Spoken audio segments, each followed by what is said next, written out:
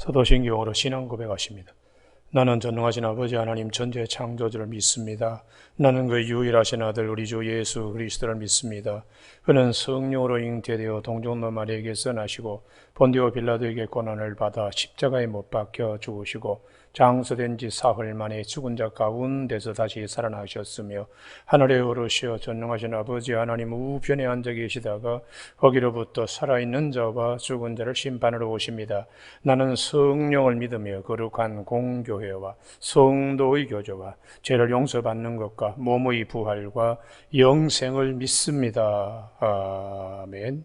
오늘 아침에 하나님께서 우리 모두에게 주시는 생명과 진리의 말씀은 신약성경 누가복음 2장 51절에서 52절의 말씀입니다. 대단히 중요한 말씀입니다. 교도가십니다. 예수께서 함께 내려가서 나사렛에 이르러 순종하여 받드시더라. 그 어머니는 이 모든 말을 마음에 두니라.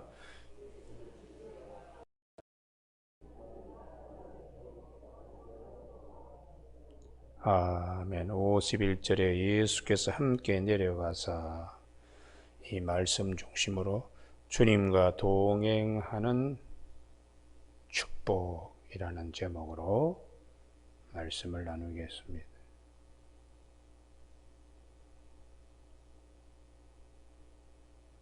마리아와 요셉의 가정에 가장 자랑거리는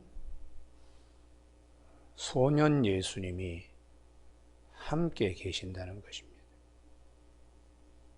이 세상의 어떤 것보다 마리아의 요셉의 가정의 복은 소년 예수님이 함께 계시면서 성장하고 자라간다는 것입니다.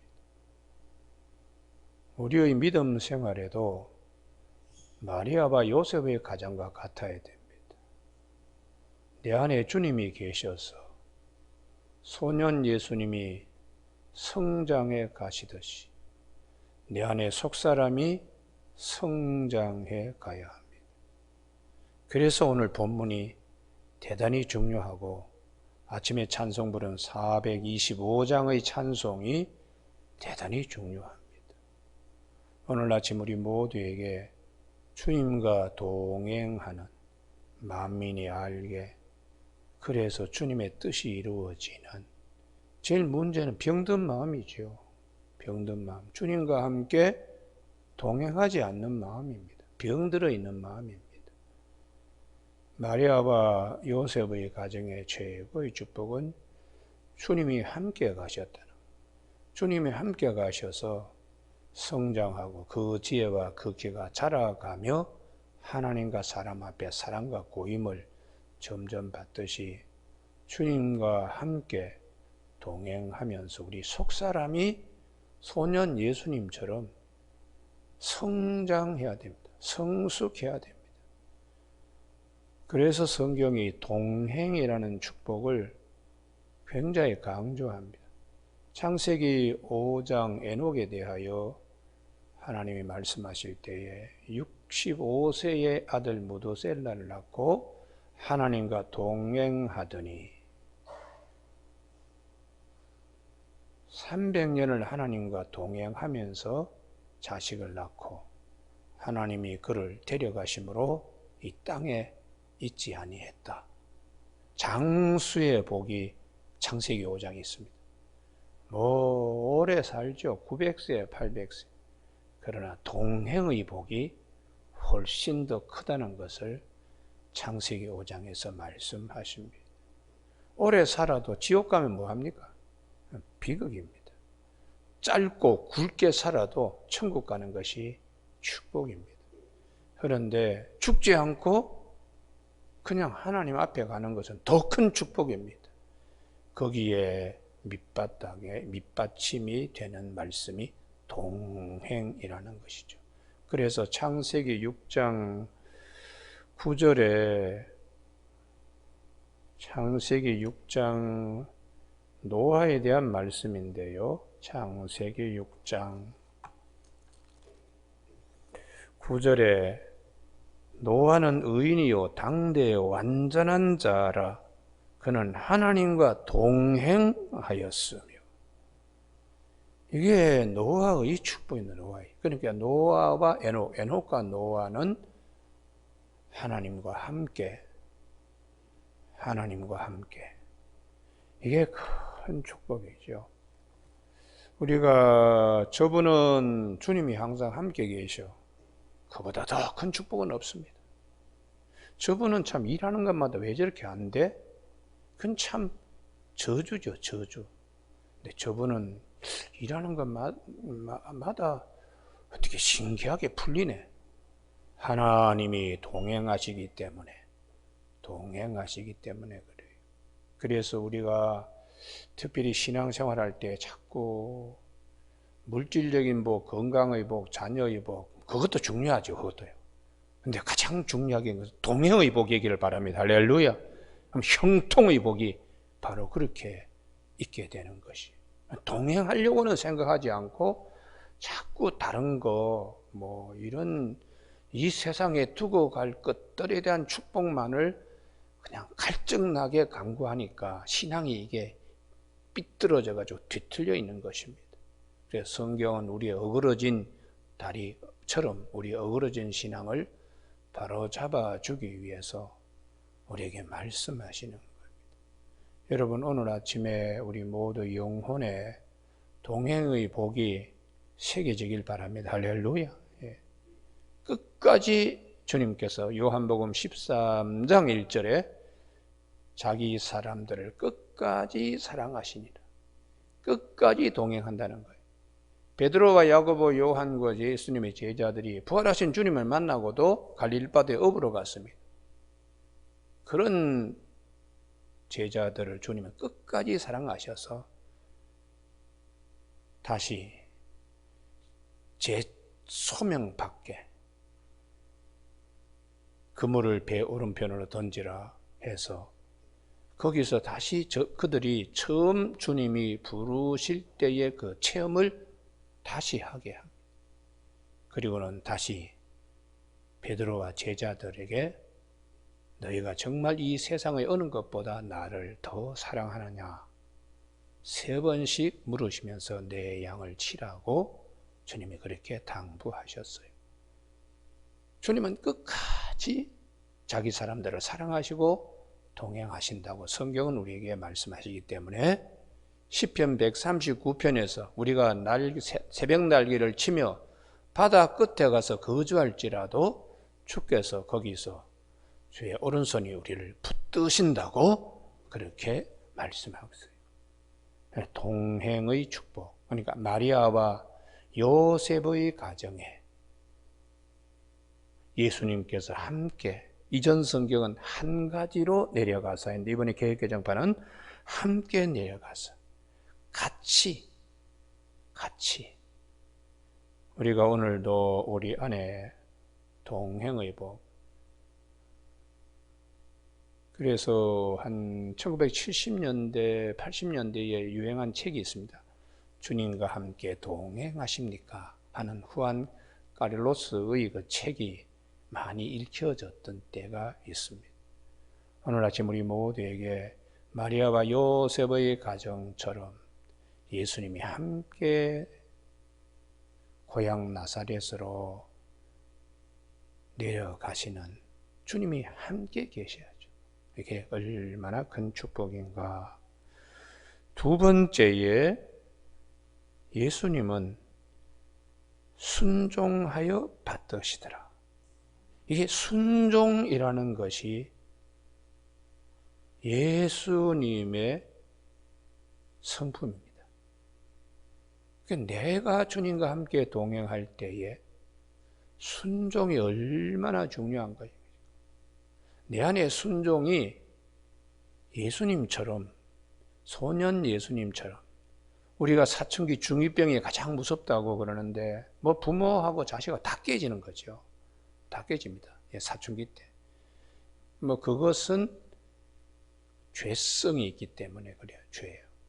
부모님 그렇게 좋은 말을 해주고 그의 앞날의 장래를 위해서 걱정하고 야단치는데 모든 게 다 싫어요.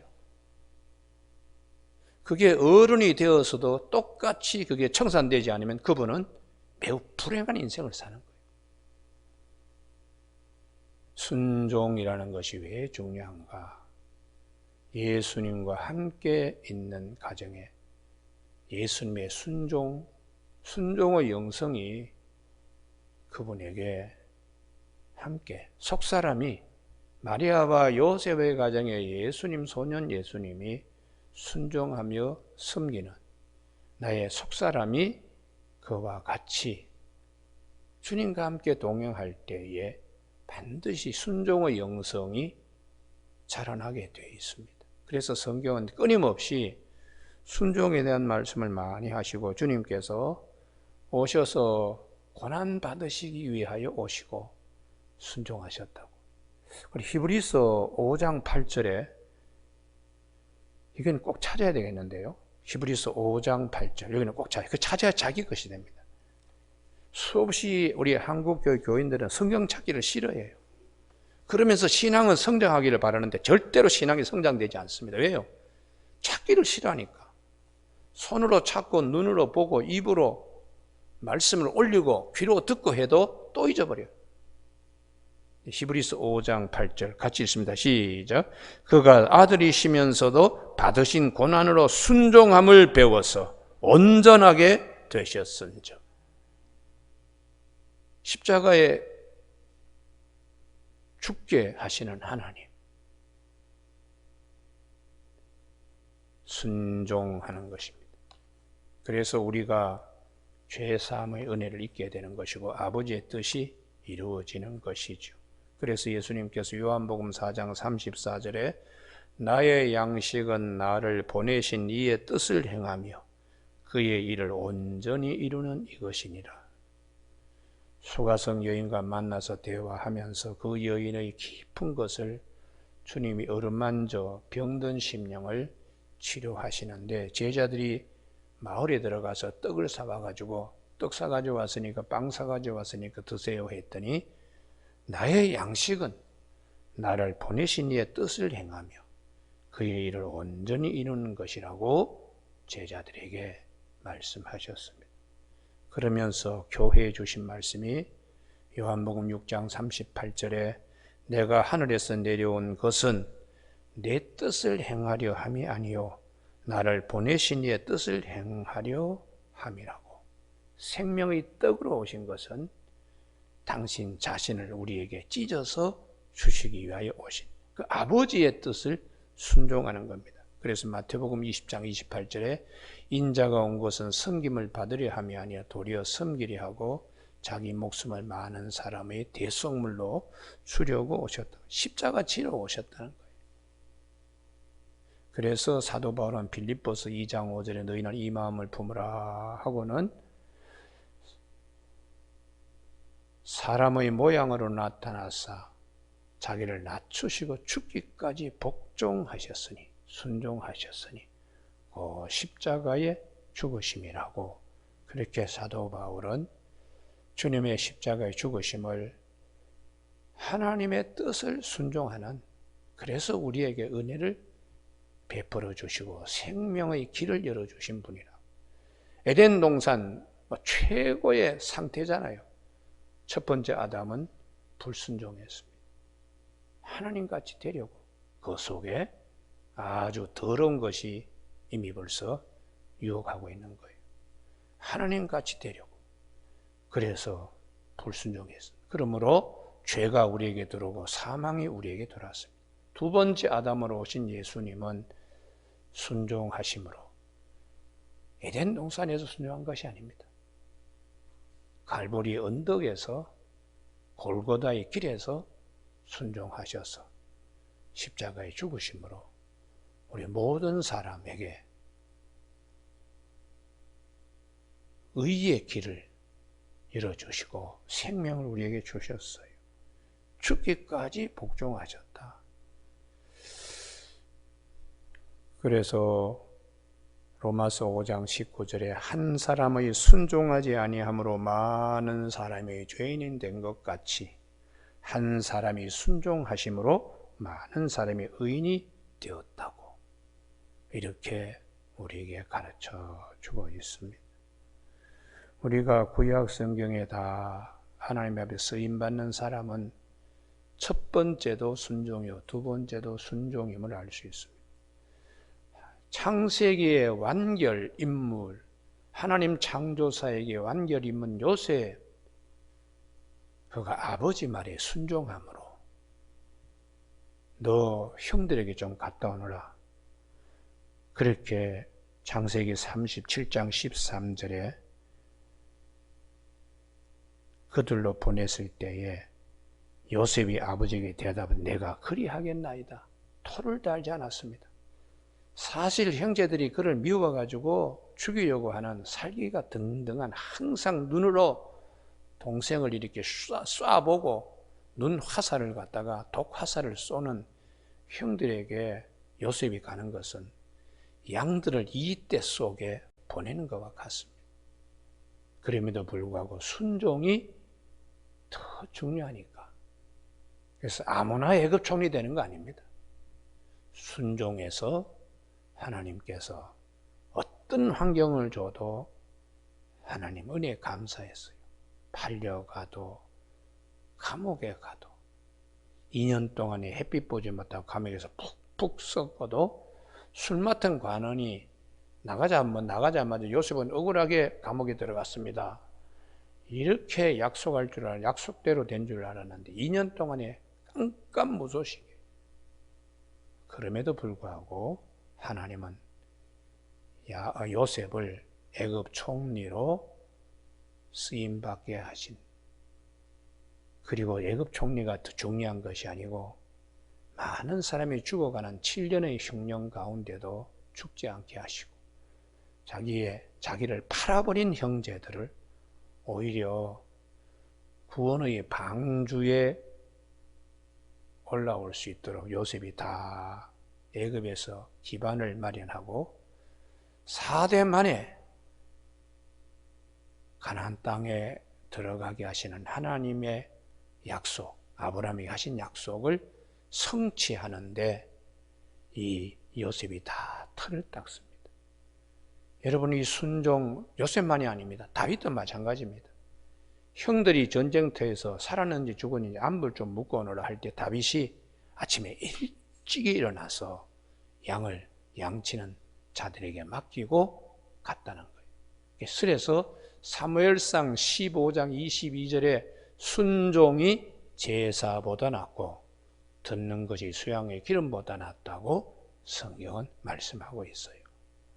우리가 요셉과 마리아의 가정에 주님이 함께 계심이 축복이고, 점점 성장해 가시면서 모든 일에 순종으로 본을 보여주셨으니까 우리가 주님과 함께 동행하는 자는 내 안에 계시는 주님이 우리 속사람을 순종으로 자꾸 말씀하시고 변화시켜요.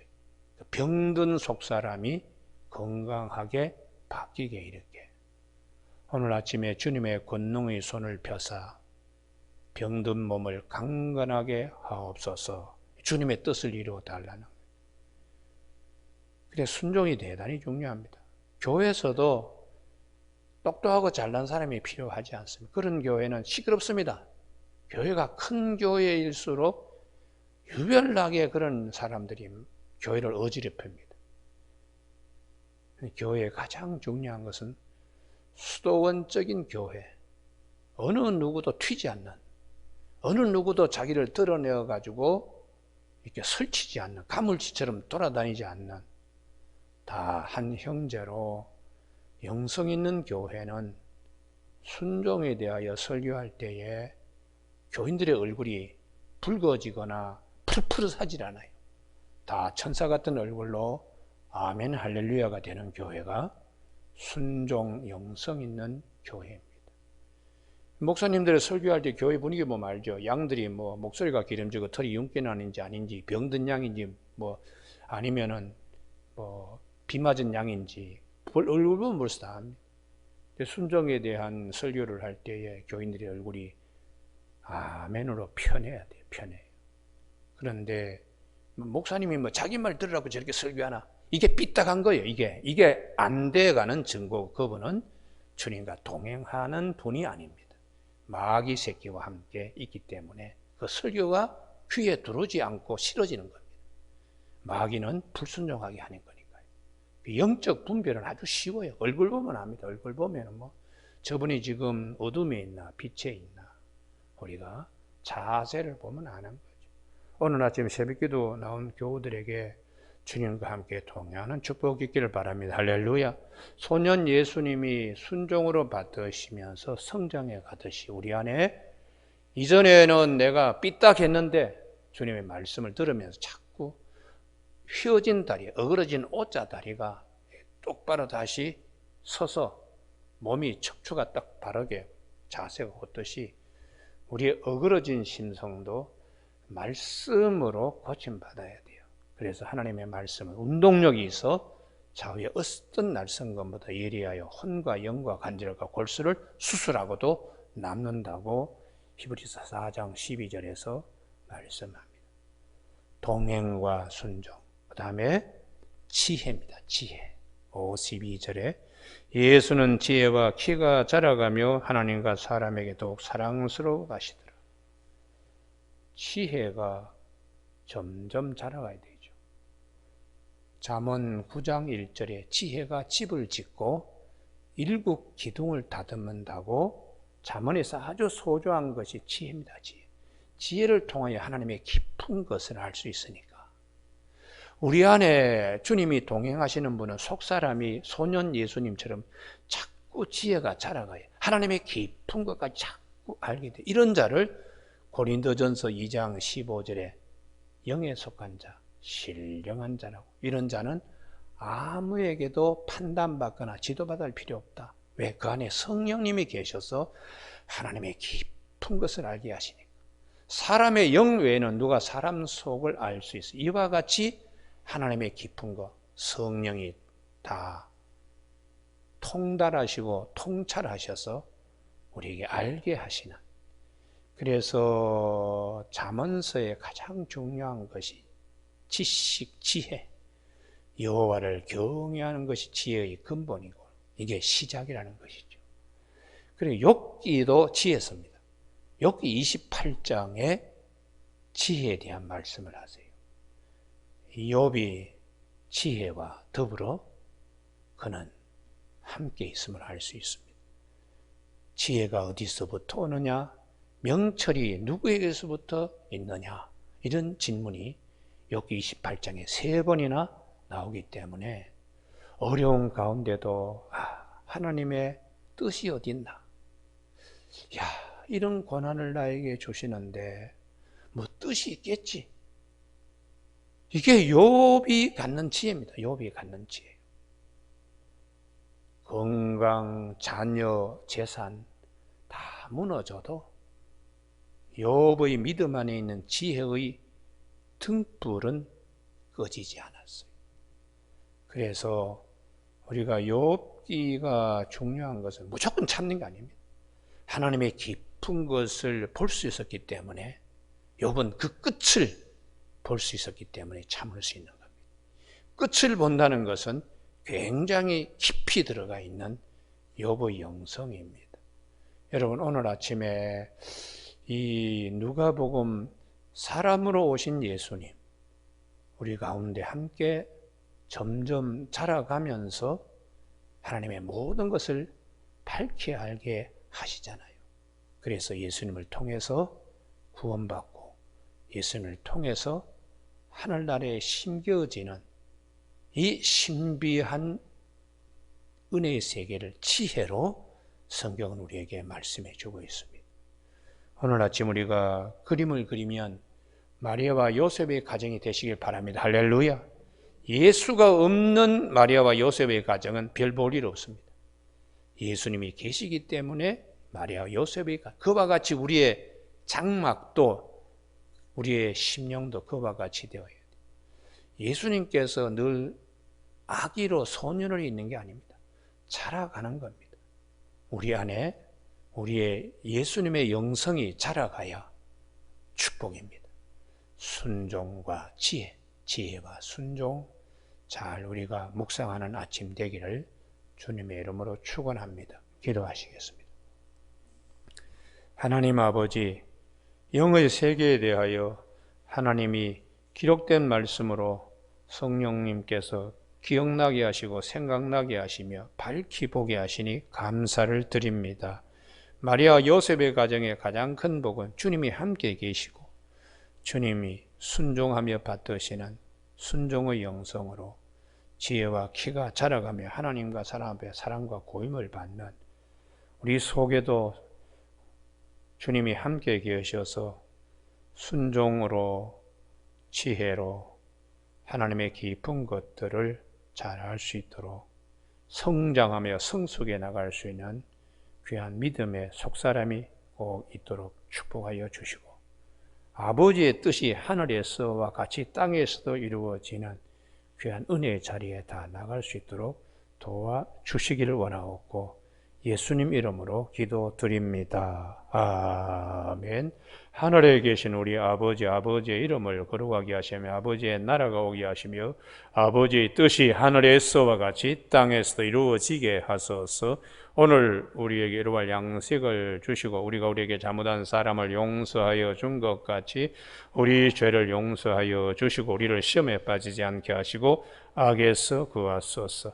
나라와 권능과 영광이 영원히 아버지의 것입니다. 아멘.